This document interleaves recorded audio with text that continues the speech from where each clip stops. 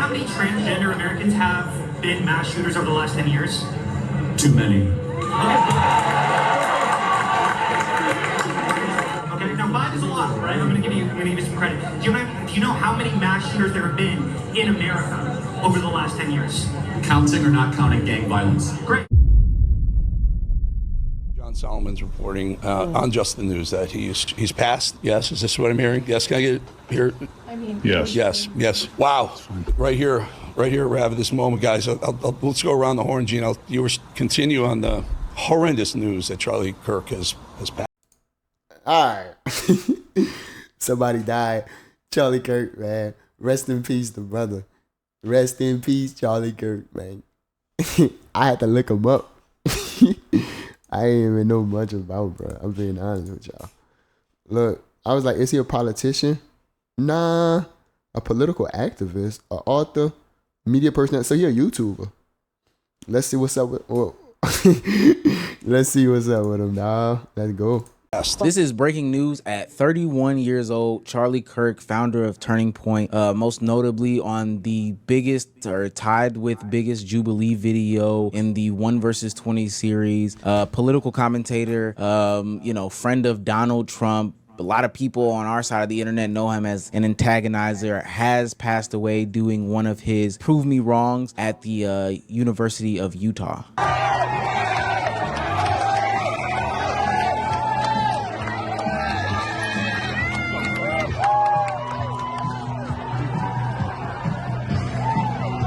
Yeah, eerie nonetheless. What started off as seemingly one of his normal videos where he goes to the college campuses where he talks to these kids and has his debates and spreads his message, etc., etc. Couldn't have ended out any way worse than this. I mean, this is the most craziest example of what can go wrong at these events. Before we get to the part where he was slain, it was going just as a normal day would. He was talking about his usual rhetoric, deportation, trans people, DEI, etc., etc. Literally the same normal Charlie Kirk bit. Is it? Yes, is that fair to say? All right, great.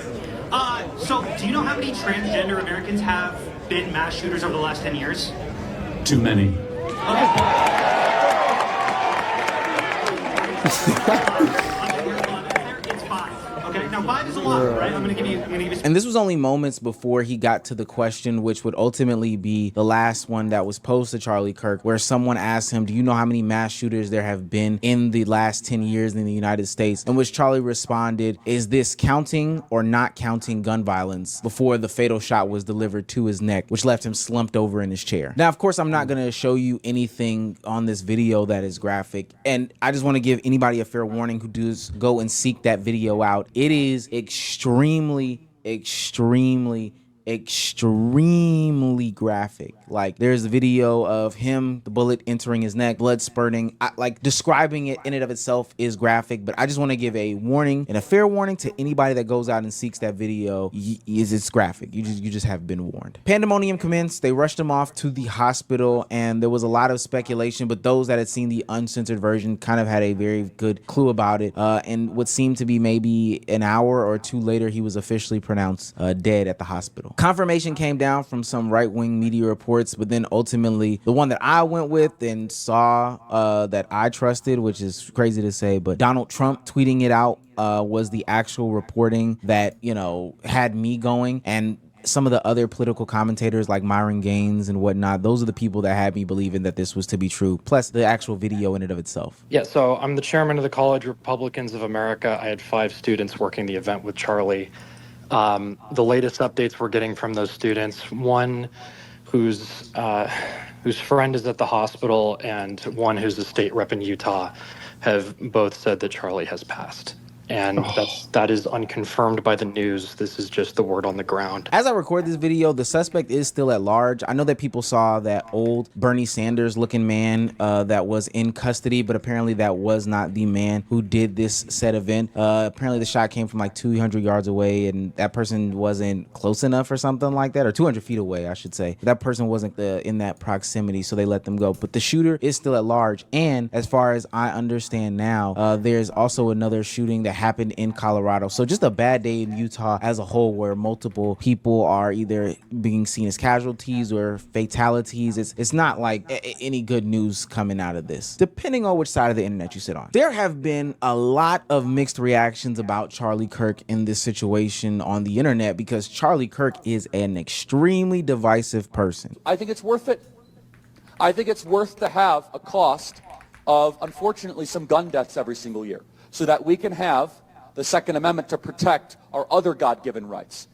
That is a prudent deal. And I could go down a clip rabbit hole of all the stuff that Charlie Kirk stood for and was against. I mean, black people, gay people, Hispanic people, immigrants. You know, there was some stuff about women.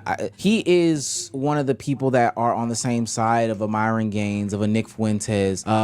Just an extremely divisive person. And it's so crazy to say that he still lost his life. But that has the internet, and I don't want to say a conflicted area, because parts of the internet are truly, truly, truly celebratory. Some of this stuff I'm not going to be able to cover on this platform. I suggest that you subscribe to the Patreon, patreon.com/Omizi, where I will be able to give my unfiltered thoughts on situations like this. My just surface level is that you cannot tell people how to feel when somebody passes away. I don't like to get into the conversation of, well, this is a life that was lost. Those are emotions. To somebody, this person was one thing, and to somebody else, that person was a whole nother thing, right? This person was a bad guy to you, but a savior to, you know, their kinfolk. So I'm not in the place and space where I can tell people how to feel about a situation, what to celebrate or what not to celebrate. And I do think that it's wrong for people to say, you know, you're bad for celebrating, or you're bad for feeling this way about this person, X, Y, and Z, etc., etc. Especially when you have such a polarizing digital footprint. The interesting thing about all this is now there are people who are advocates on the side of, you know, guns don't belong in schools, that are going to have to go up for Charlie Kirk. I think it's like one of those catch-22 situations, because he ultimately did pass away on school grounds, where people would say, like, you know, guns shouldn't be allowed, we should have gun reform. And he, who is somebody who has been staunchly against gun reform, is going to be used as a symbol or a talking point for the short time being, to say, like, this is the exact reason why we need gun reform, for a guy that is, you know, anti-gun reform. People are going to have their arms twisted. That's just a fascinating conversation. I can't stand the word empathy, actually. I think empathy is a made-up new age term that it does a lot of damage. But look, I don't want this to be some sort of long video where I go into some rambly spiel about the situation, because we just have the surface level information about this, plus the entire back catalog of what Charlie Kirk has. But I do want to pose the question to other content creators who are along the similar sphere of Charlie Kirk, and potentially the others that don't have the same beliefs but also are very free, readily available to the public. Is this going to affect how you move going forward? Are you going to change up your patterns, your ideologies? It seems most people are debating if Charlie Kirk, if he deserved to get shot. That's messed up. That's what we debating here. If Charlie Kirk deserved to get shot, nah, that man ain't deserve to get shot off of his beliefs. Do you deserve to get shot based off your beliefs? No. You live in this country. We should be able to freely speak. That's how he feel. Look at me. I'm black, dreads. And I know how he probably may have felt about me. Actually, I don't. But if I go off of what y'all are saying, he hates me. It's like we always following rules that we're pushing what narrative. And then later on, when it comes out that's true or not true, we just, oh well. Why can't we just question then and there? Or just say, hey, I chose to be a good person. I don't care what these people stand on or not. People get so obsessed with these politics. Your beliefs, your faith, and all that stuff, because it can cost you your life. I actually had a debate set up for tomorrow in Asheville, North Carolina. Are you still going to go to your event? Or are you going to cancel it? I mean, I don't know. I wouldn't be surprised. You gotta cancel it, bro. I would advise to cancel it because cancel it. Myron, cancel it. Can't be doing this anymore. You can't put yourself at risk. Yeah, I literally I just got this info like 10 minutes ago, so I you know, obviously I'm still kind of figuring out what the hell's going on. I didn't even really think about Asheville until you guys brought it up. Now, I'm not saying that you shouldn't have moral girls, and you don't want to die on a certain hill. This is something worth dying on. But all that stuff sounds great in theory, when especially the stuff that he was championing was more so meant for social media views and clicks. It would be different if he was marching for a different cause or whatever the case may be, but this is ultimately for social media views. And at the end of it all, he has 2 children that are just left without a father, something that he would be very staunchly against. So to those that do these certain things, especially out in public, the ones that go and set up tables and stuff like that and try to have public debates knowing that they are easily locatable and people are searching for them based off of their views, would you change what you do? Even to an sh0t. Granted, Speed doesn't have some of the insane takes that Charlie Kirk has. His digital footprint looks nothing like his. But are you going to change being so readily available based off of the events that transpired today? I do think that it's worth looking into, because honestly, removing yourself from like your village and your family because you wanted to generate a bunch of clicks and views by being so outwardly,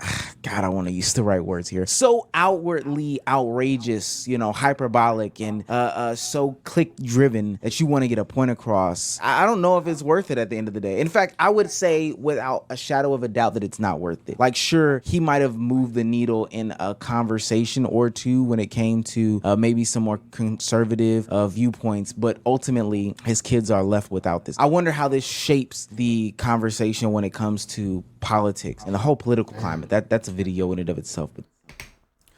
But kids left without a father now. The wife, I wonder how she feel. It's crazy. They might grow up hating black people. It might have been a white shooter. So many things to think about. He died doing what he believed in, or did he die for clout? I don't know. Yeah, I would go with, bro.